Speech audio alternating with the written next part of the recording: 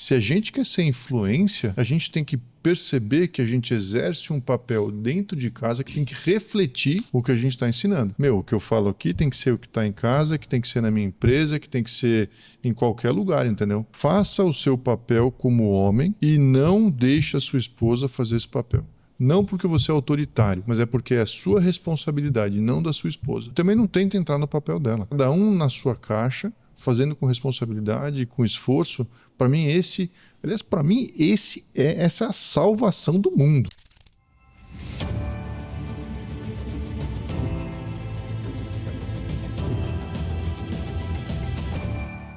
Maravilha, começando mais um Patercast. Aqui é Antônio Garcia. Aqui é o Felipe Zappalá. Aqui é o Abraham Hung. Beleza, a gente vai falar hoje sobre paternidade na Bíblia e o personagem é Moisés. Muito bom. Muito relevante. Vocês estão bem?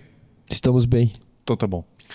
Antes da gente começar, queria falar que o Patercast é um movimento para o resgate da paternidade e a gente está com uma comunidade agora com muito conteúdo. A gente tem encontros mensais, pelo menos 2 encontros ao vivo mensais, 2 e-books, aula gravada, bastante conteúdo para te capacitar no seu papel de pai e para te ajudar a curar uma paternidade traumática.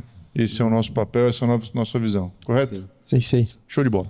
Vamos falar então sobre Moisés. Cara, eu gosto muito de Moisés por ele ser esse líder improvável, que também era cheio de insegurança e defeitos ali, né? Que começa no segundo tempo do jogo.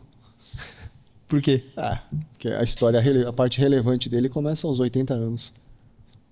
É 80 anos? 80, 40. 40 no Egito, 40 no deserto, em Midian, e 40 no deserto de novo. Né? E aí você com 30 anos querendo viver a plenitude da sua vida e Moisés viveu com 80.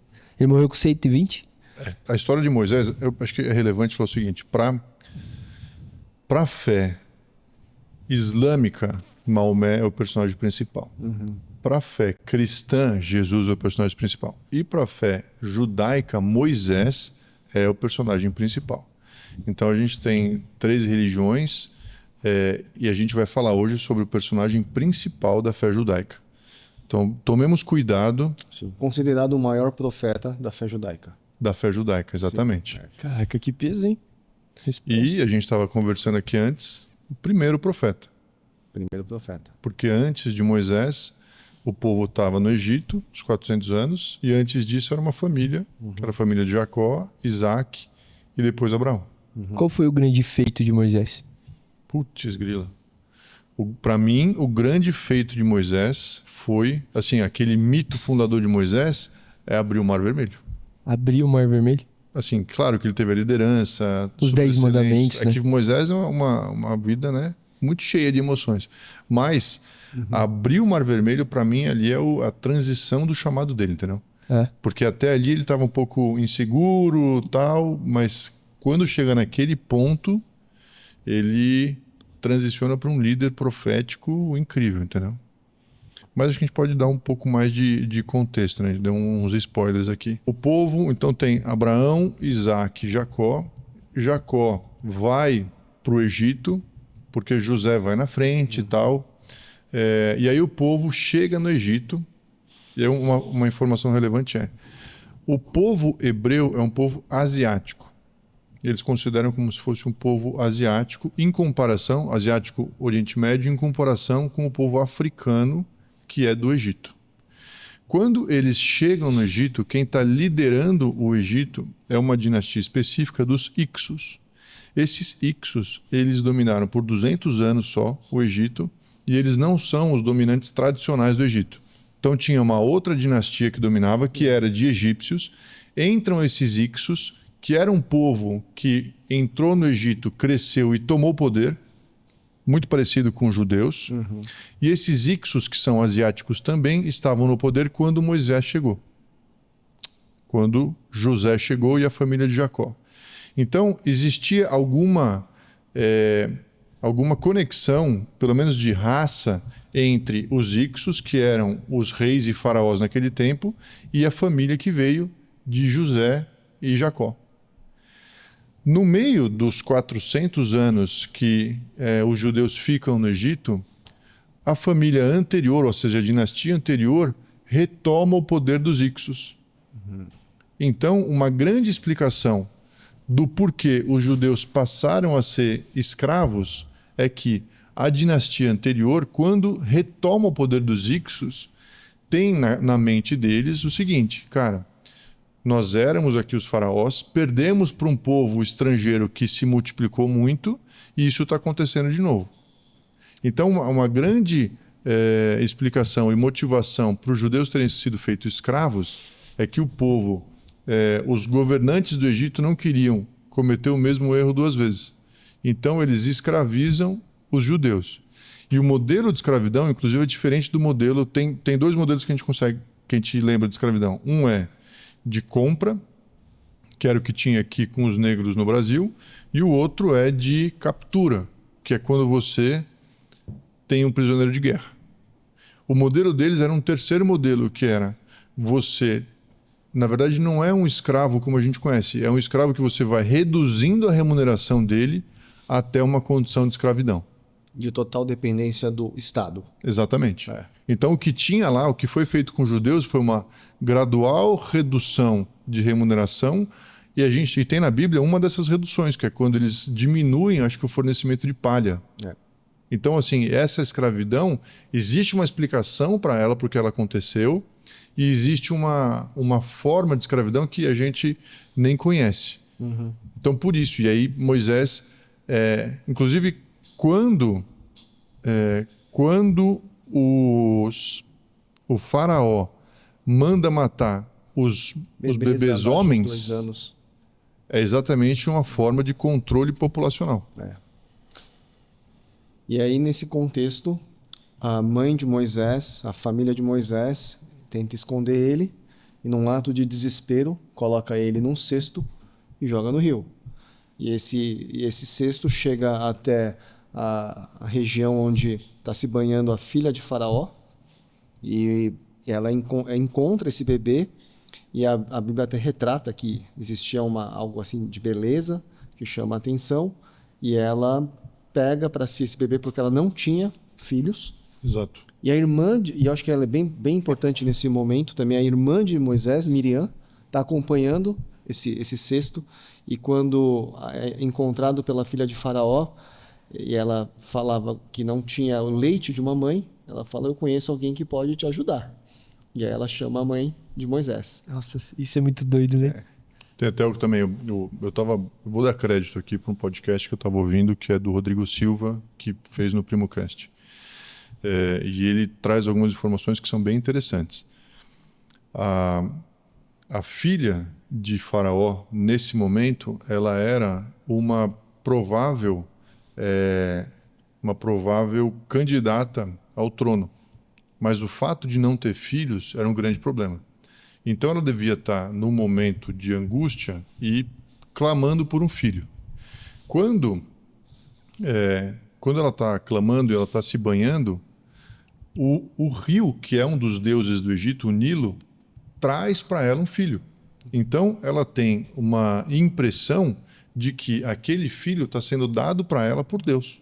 Inclusive, existe uma linha arqueológica, teológica, estranhice, que diz que o nome de Moisés originalmente não era Moshe, mas provavelmente Rapi Moshe. Nossa, exatamente o que eu vi. Porque o Rapi é o deus do Nilo, e ele foi dado pelo Nilo. Só que e Moisés quer dizer filho de, né? Enviado de, né? Retirado de. E depois Moisés... Retirado das águas, retirado de. Existe essa lenda do retirado das águas, mas aí quando você interpreta no hebraico. Só que Moisés é um nome egípcio. E tem outros reis que terminam com Moses. Ou Mose. E a ideia é que os reis teriam nomes dos deuses nos seus prefixos e depois o nome dele. E Moisés, quando escreve o Pentateuco, ou a Torá, ele entende que, se de fato isso é verdade, ele retira esse Deus do nome dele. E aí fica só Moshe. Exato. E é bem interessante, porque naquele contexto, fazia tanto tempo que o povo estava lá, o povo vivia no Egito, que as pessoas estavam começando a ter nomes. Como, por exemplo, eu que sou coreano, não tenho nome coreano mais. Sim. Tem um irmão que se chama José. Sim. Ele é um coreano que está aqui no Brasil, se chama José. Então, do mesmo modo, o povo começou a ter nomes locais. E teu nome também não é brasileiro, né? Porque... O meu ainda é em inglês, para piorar. Mas você não tem um nome... Eu não tenho. Não? O japonês sempre tem um nome... Engraçado, porque o meu irmão tem. Todos os meus primos têm, mas eu... Mas você é o mais velho, por que será? Porque acho que naquela época meu avô estava pensando em se mudar, em migrar para os Estados Unidos. Acho que só pensou nessa questão. Vamos dar um nome em inglês para facilitar as coisas. Olha só. Mas curiosamente também, eu sou um dos poucos netos registrados na árvore lá genealógica da minha família na Coreia. Muitos não foram. É uma incongruência total. O registro da família na Coreia tem a árvore ali, que é registrada em cartório, e meu avô me registrou lá, só que com o meu nome transliterado. E como é que é o seu nome? Abraham. Como é que escreve? Escreve. Não, é que ele é em letras coreanas, mas é a romanização da escrita coreana. Entendi. Inclusive eu vi que Miriam também é transliteração para o hebraico de um nome tradicional egípcio. Arão também. Arão também? Arão também. Todos esses nomes são nomes locais. É mesmo? Que doideira. Louco, né? É a culturalização, né? Mesmo judeus, eles se aculturaram. Pois é. Eu tinha uma amiga que tinha um nome brasileiro, mas ela tinha um nome hebraico também. Bom, então o que aconteceu? O povo cresceu muito, e aí então chega nesse ponto exato em que o faraó manda matar os primogênitos, não, mas os meninos que iam nascer naquele período, todos os homens. E ele fala isso para as parteiras. Só que ele tem uma estratégia muito ruim, porque ele fala para as parteiras hebreias matarem os próprios meninos. Então tem essas duas parteiras, Sifra e Poá, que elas são mencionadas na palavra exatamente porque elas se recusam a cumprir a ordem do rei de matar os bebês homens. E eu queria já mencionar um negócio aqui que é: às vezes você não sabe qual está sendo o seu papel em definição de destino até de uma nação. E elas são mencionadas. Eu sempre me lembro, cara, uma vez acho que eu até trouxe uma reflexão sobre o homem do cântaro. Estão ligados no homem do cântaro? Não. Tem uma passagem na Bíblia em que Jesus menciona o momento exato em que passa um homem com o cântaro. O cântaro é um vaso enorme, né? Pesquisa aí, o homem do cântaro. Marcos 14:13. Como é que é a passagem?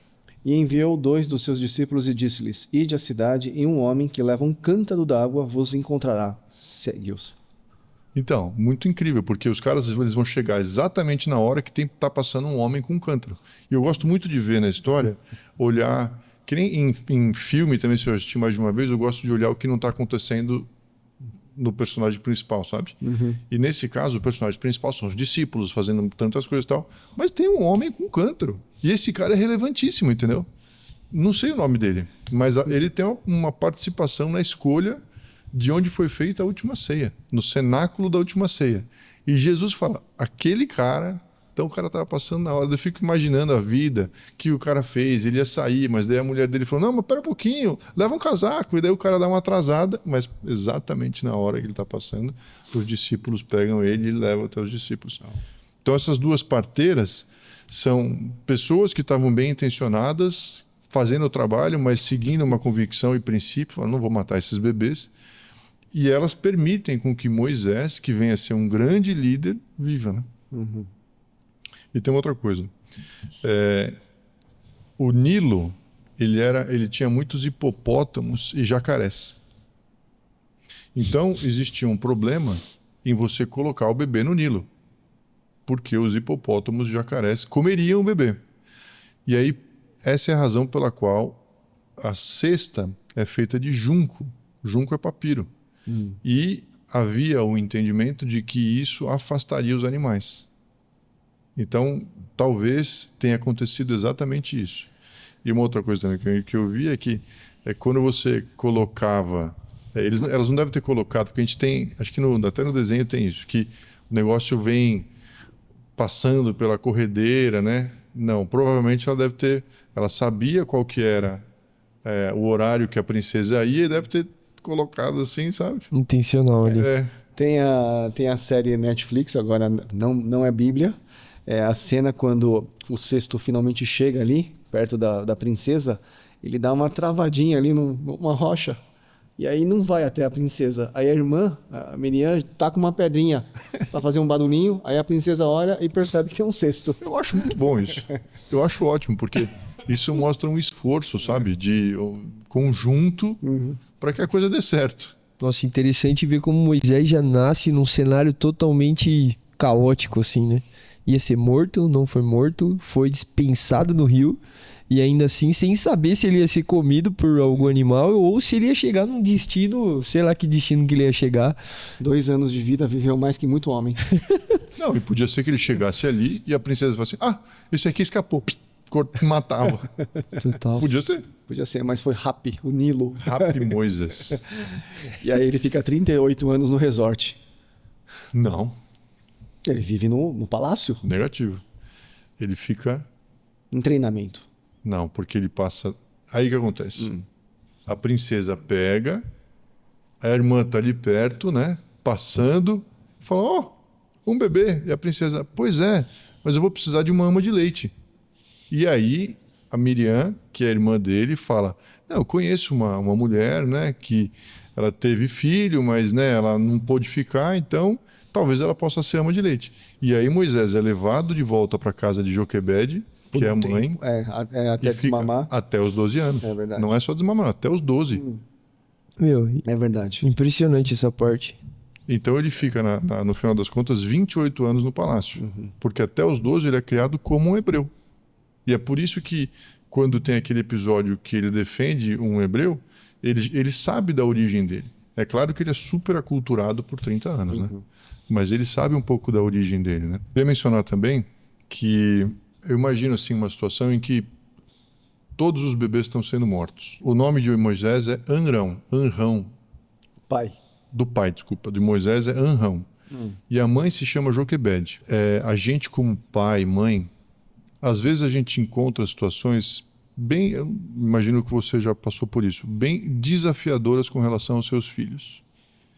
E o nosso papel como pai e mãe é ser criativo, disposto e proativo para encontrar soluções para aquela situação. Então, o Anrão e Joquebede estavam numa situação drástica em que o filho ia ter que morrer. Só que pensa, ele estava lá 2 anos com aquela criança, eu não sei se já estava sabendo há 2 anos, mas tinha essa situação. O que vai fazer? Entrega? Depende da parteira que não mata? Ou tem uma ideia maluca de botar no junco e tudo mais? Maluco. É muito da hora. Porque eles saíram completamente da caixa, montaram uma estratégia apostando que a princesa ia pegar. E sabe que, pensando nisso, às vezes eu me vejo em situações em que você monta uma estratégia e que a estratégia, assim, ela vai afunilando as probabilidades, sabe? Bom, primeira probabilidade, não vir alguém aqui e matar ele, a gente consegue ficar até os 2 anos. Segunda probabilidade, porque as parteiras já matavam ali, né? Então, primeira, a parteira não matou. Segunda, vamos colocar num rio, vamos conseguir fazer um cesto. Terceira, um bicho não vai comer. Quarta, a mulher vai encontrar. Quinta, ela vai querer ficar com ele. Vai reduzindo a probabilidade de dar certo o negócio. Mas é o nosso papel como pai, como mães, sabe, trafegar por esse caminho de probabilidade, não desistir. Não vai dar certo. Não. Você vai, insiste, sabe? Até o negócio dar certo.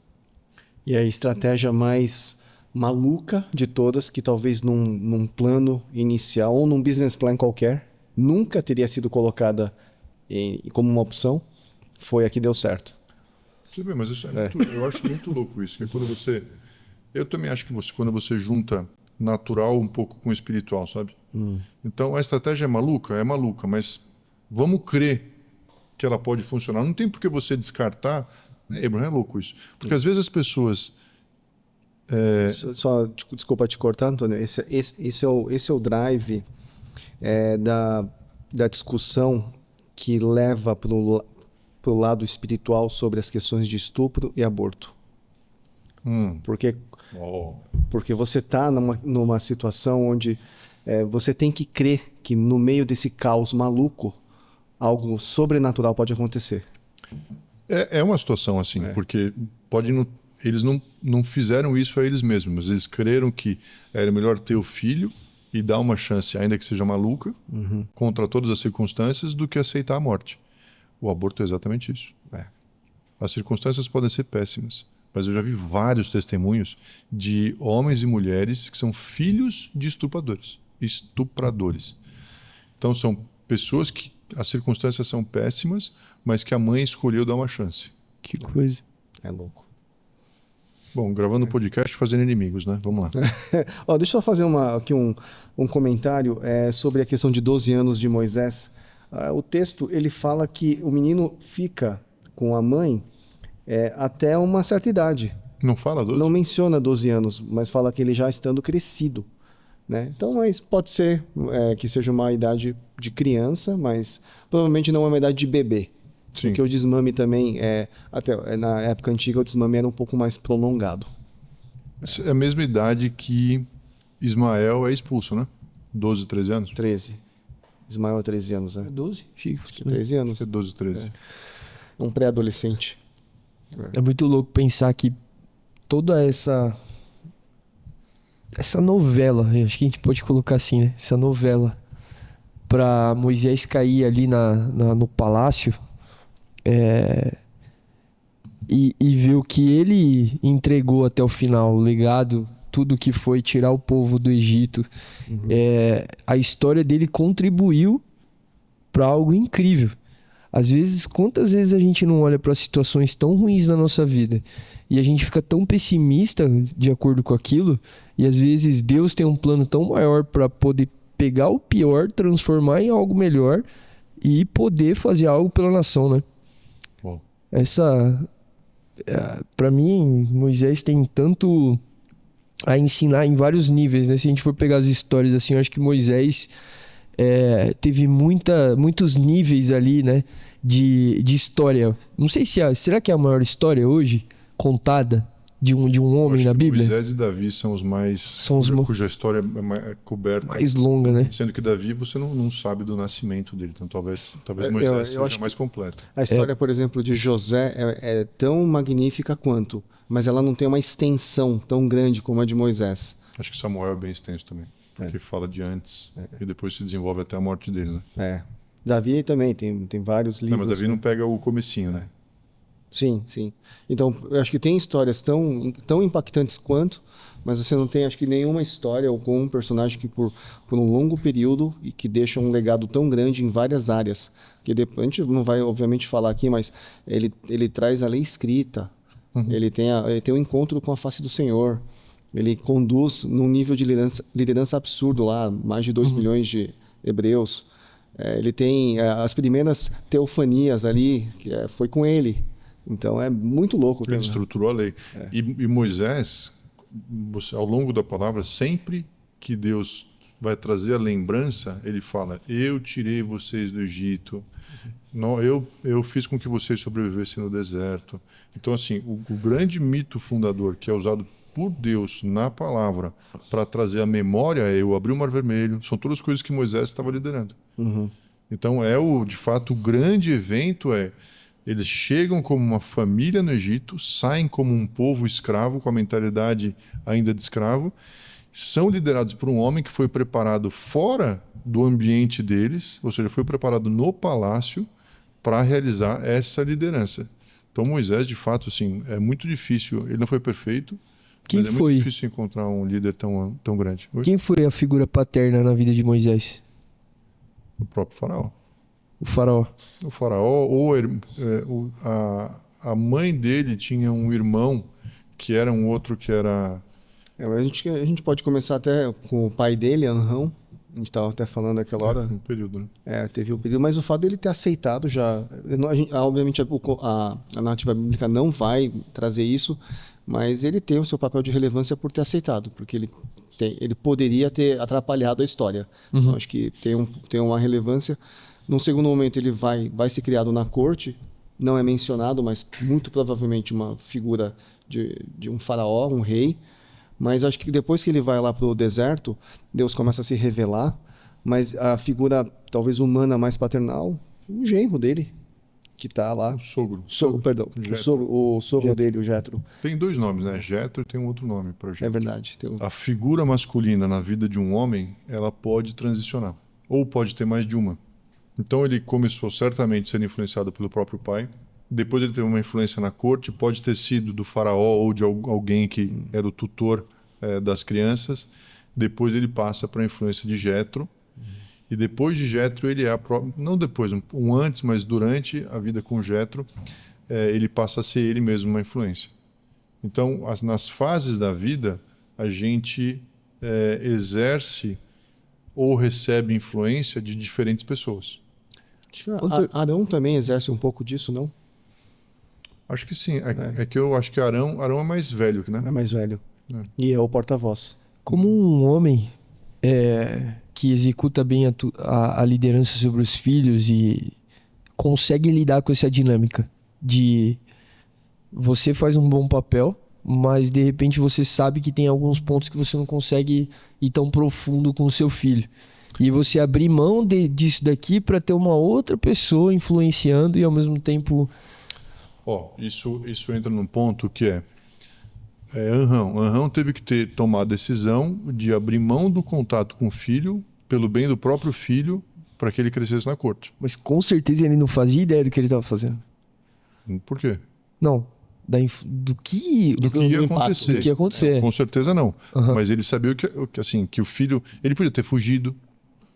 Eles podiam ter fugido. Verdade. Para preservar o filho. Mas a decisão que ele tomou... Poderia ter falado, vamos morrer junto aqui. Tentar defender o filho. A decisão que ele tomou foi, eu abro mão de que ele fique aqui comigo para que ele possa seguir um caminho que pode ser mais excelente. Não sei o quanto que ele tinha de fato de entendimento, mas a realidade é que ele fez isso. E eu sinto que a gente como pai, dependendo do que você tem de comunidade à sua disposição, você tem que encarar outras influências sobre os seus filhos como positivas ou negativas. Mas então, a primeira coisa não dá para você achar que você é o exclusivo, a exclusiva fonte de sabedoria para o seu filho. Você não é. Talvez você possa ser a exclusiva fonte de identidade, mas de sabedoria não. E também não dá para você achar que outras fontes vão ser positivas.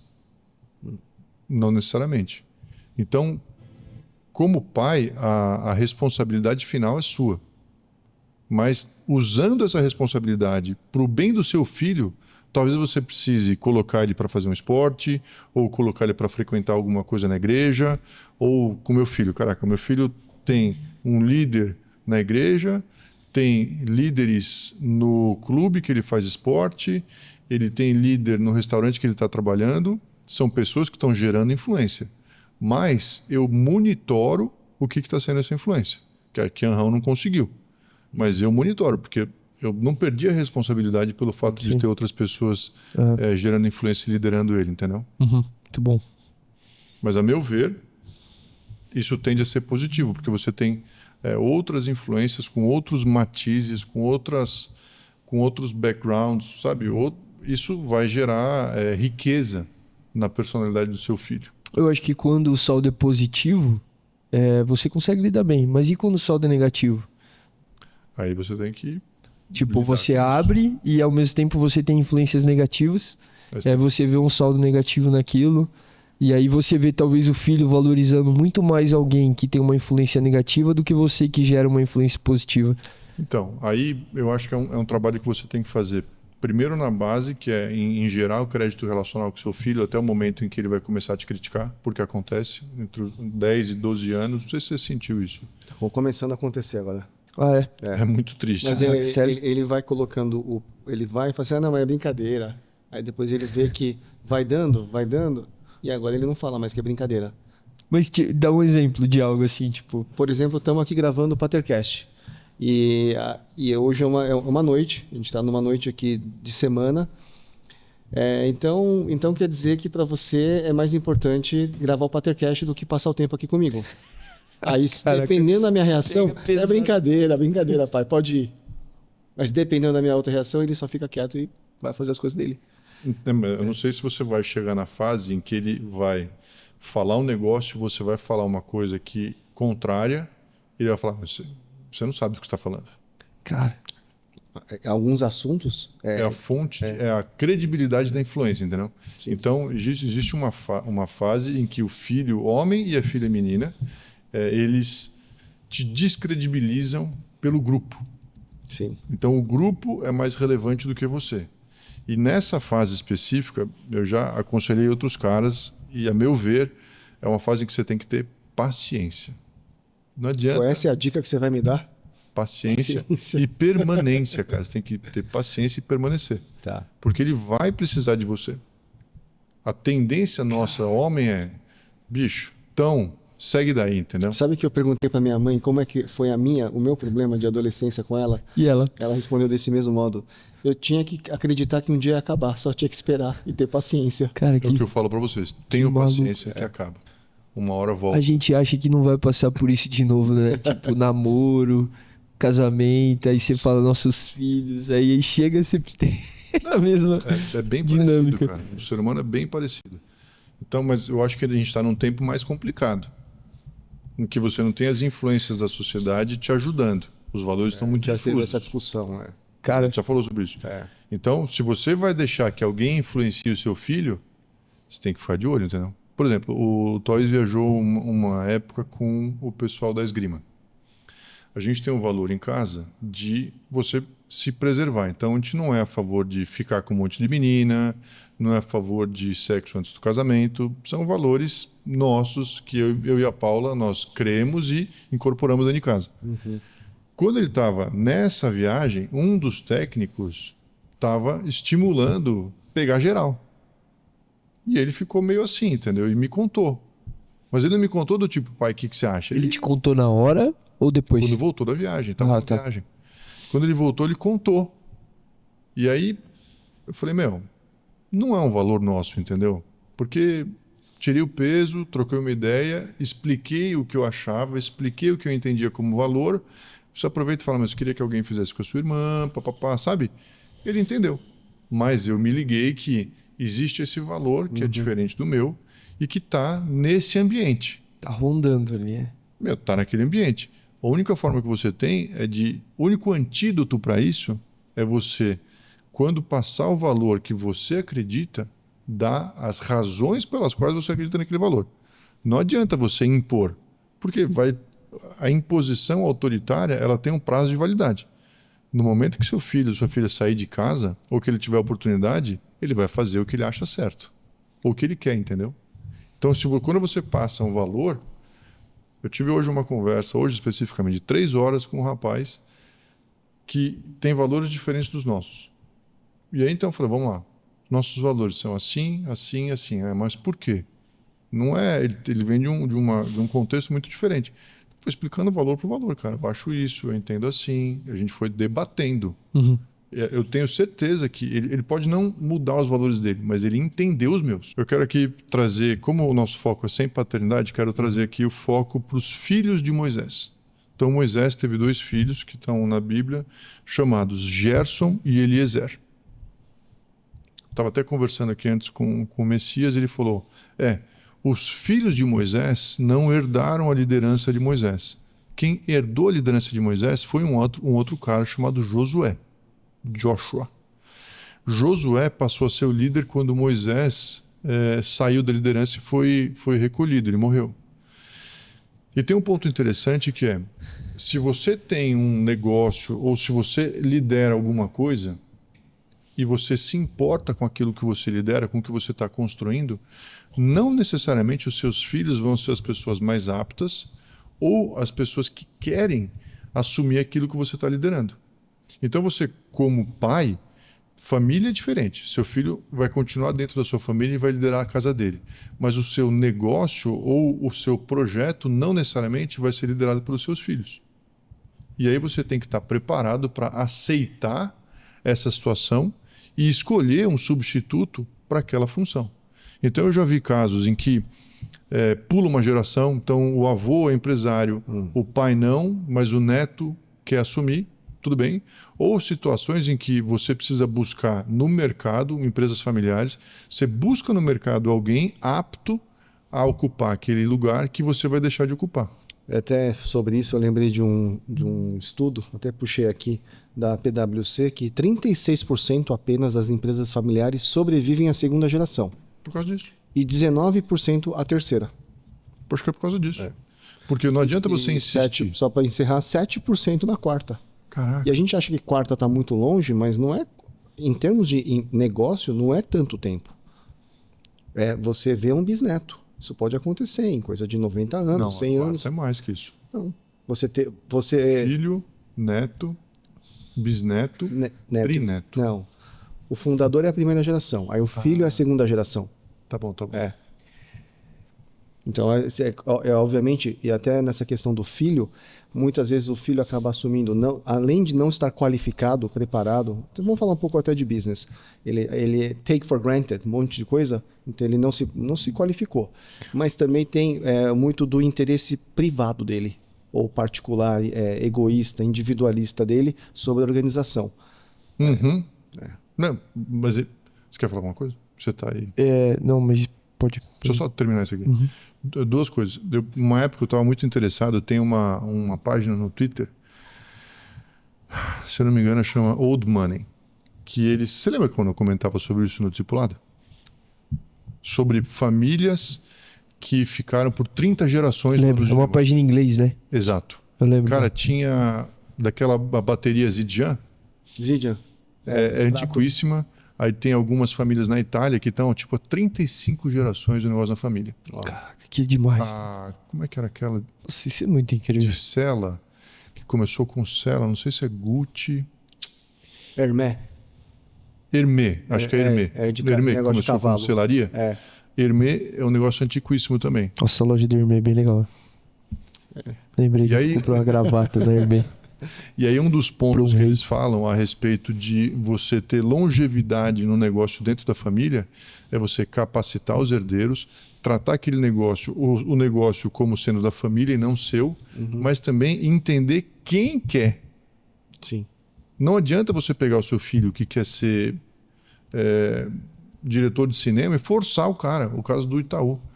Tem lá quem que é o cara que é diretor? Não é o... Esqueci. Mas tem um dos filhos lá da família, não sei se é Setúbal ou um deles, que é diretor de cinema, é o Fernando Meirelles, que é um grande diretor de cinema, se eu não me engano. Ele escolheu seguir esse caminho. Então a gente tem que ter sabedoria. Se você construir alguma coisa, você não deve forçar seu filho a fazer o que ele não quer. Contrata alguém se seu filho não quer fazer. Pelo amor de Deus. Antônio, a gente analisa aqui, Moisés teve um chamado imenso, assim. A responsabilidade, a direção foi muito grande. E ao mesmo tempo o Abraham contando essa particularidade do filho, e a gente vê, às vezes, pessoas que carregam um chamado grande para causar um impacto na sociedade, e ao mesmo tempo a forma como você envolve os filhos no chamado, porque é igual aqui, a gente está construindo o Patercast, existe uma prioridade clara de nós três aqui, vocês dois já têm filhos, vocês precisam comunicar essa visão constantemente aos filhos, à esposa, para que eles venham entender, mas ao mesmo tempo isso é uma bênção, a gente está aqui, as pessoas estão nos ouvindo, isso tem agregado, mas para dentro de casa pode ser uma bênção, como não pode ser, dependendo do peso que é executar o chamado e o propósito. Eu olho para a história de Moisés e você vê que, beleza, Josué assumiu, os filhos nem passaram na foto aqui, e de alguma forma você olha quão ocupado Moisés deveria ser nesse processo de execução. A minha pergunta é, será que Moisés, não tendo tanto tempo assim para investir numa paternidade saudável, será que esse não pode ter sido um dos motivos de que a execução, a performance era tão... E quando eu falo performance é porque, cara, ele performou muito bem, apesar das falhas que ele teve, né, da própria insegurança. Cara, Moisés foi um líder para a nação, um impacto hiper relevante. Porém, para a família, não tanto. Eu vejo, às vezes a gente até vê muitos filhos de pastores e os próprios pastores focando tanto na igreja e deixando os filhos de lado, isso tendo um impacto para para dentro daquela família. Quantas vezes a gente não acaba vendo filhos de pastores desviados porque não acreditam mais naquilo? E quando a gente fala de legado, às vezes pode ser uma postura de não incluir propriamente dentro da visão e ao mesmo tempo não balancear, né? Como que vocês veem isso? Posso falar? Pode falar. Eu acho que tem duas coisas diferentes. Você tem que entender se você está cuidando de algo que é seu ou não. Se você está cuidando de uma coisa que não é sua, que pode ser uma igreja, uma instituição, uma ONG, alguma coisa que não pertence a você, a sua obrigação é encontrar o melhor sucessor. Ele pode ou não ser seu filho. Então, quando isso não é seu. Quando não é seu. Tá. Quando é seu, você tem muito mais autonomia para fazer isso. Mas da mesma forma, eu acho que você tem que ter a responsabilidade de escolher o melhor gestor para que aquele negócio possa sobreviver. Uhum. Corta.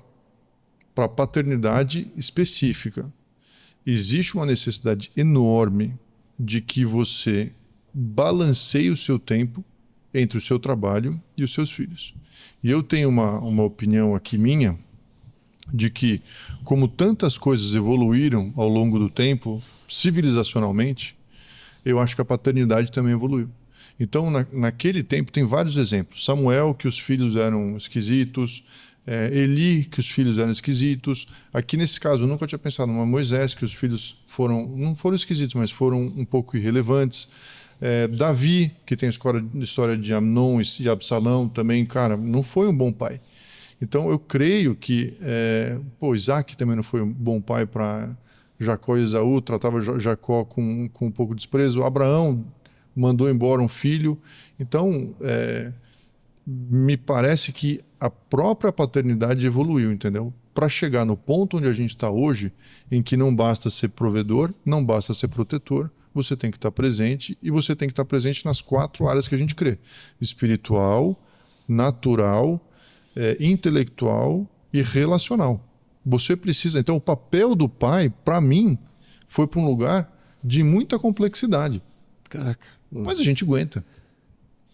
O e-book nosso, onde vai desaguar a série de e-books, é exatamente para ensinar como você faz para ser um pai na atualidade, agindo com proteção, provisão e presença nessas 4 áreas: espiritual, intelectual, material e relacional. Quem sabe tantos ataques aos filhos hoje não é para despertar uma nação, uma era do pai. O Antônio fala da era do pai. Eu creio que a gente olha biblicamente e não dá para se inspirar, principalmente no Velho Testamento, não tem muita inspiração de paternidade. E hoje a gente tem visto que até tinha uma pesquisa que mostrava que das 10 pesquisas do Google, eu acho que paternidade está entre as 10 mais pesquisadas do Google. Sério? Então, lembrando que, aproveitando a oportunidade, você que está ouvindo a gente, nós já estamos aí com 1 mês e pouquinho de comunidade. A gente sempre deixa o link aqui para você saber um pouquinho mais. Não só na bio do Instagram, mas aqui nos comentários a gente coloca para você estar junto com a gente na comunidade. A gente está falando tanto de um assunto relevante que é a paternidade, onde talvez no passado a gente não tinha tanta relevância nesse assunto. E hoje o Patercast tem sido esse canal de dar luz e trazer treinamento, relevância, outras pessoas para que você possa andar junto.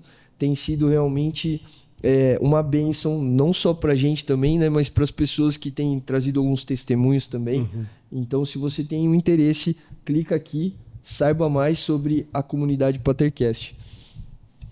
Top. Deixa eu caminhar aqui para o desenvolvimento de Moisés. Então, ele teve esses filhos e aí ele treinou um cara muito de perto chamado Josué, que é um dos caras na Bíblia que é meio sem falhas. Eu não consigo lembrar de falhas de Josué. Ele teve um caminho muito interessante e ele era um líder muito presente. A gente gravou já sobre Josué? Cara, não, né? Bom, é um cara. E aí, no final da vida de Moisés, ele comete um erro. Que é interessante mencionar esse ponto. Por quê? Quão maior for o seu nível de influência, de autoridade, de poder, menor vai ser a possibilidade ou como como é que fala? A aceitação para os seus erros, porque eles vão ter impactos maiores. Então, agora falando um pouco sobre liderança.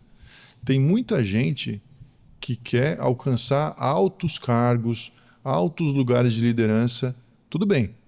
Mas você tem que saber que nessas posições que você ocupa, quanto maiores são, menor a tolerância para erro. Então Moisés estava num lugar extremamente alto de liderança.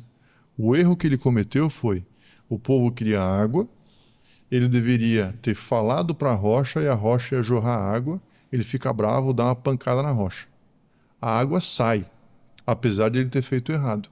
Mas ele é julgado por Deus, fala assim: você não deveria ter feito isso, você foi rebelde e por causa disso eu vou te recolher. E em primeira instância parece meio desproporcional, entendeu? Caraca, cara, falar versus bater na rocha, saiu água de qualquer jeito, entendeu? Qual é o ponto? O ponto é que não era qualquer pessoa. Por isso que Jesus não cometeu nenhum erro. Porque um erro em Jesus seria inconcebível. A consequência não é só te recolher, entendeu? A consequência é: não haverá salvação para todas as pessoas. Por causa desse um erro. A mesma coisa com Adão. Adão era o único cara, o homem sem umbigo, né? O único cara... Condições perfeitas, circunstâncias perfeitas, contato com Deus o tempo todo não, uma vez por dia, mas ele tinha tudo. Ele cometeu um erro e trouxe todo mundo para o reino do pecado. Jesus não poderia ter cometido nenhum. Moisés, quando comete um, ele é recolhido. Muito louco pensar nisso, né? Às vezes eu falo para as pessoas: eu gostaria de liderar. Eu falo: você tem certeza? Porque liderar não é simples. Liderar é você reduzir a tolerância de erro. Você vai ter pessoas à sua responsabilidade, né?